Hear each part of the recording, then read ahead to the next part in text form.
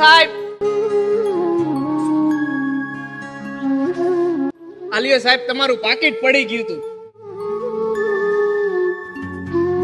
અલે ભાઈ આ તારી ઈમાનદારીના પૈસા.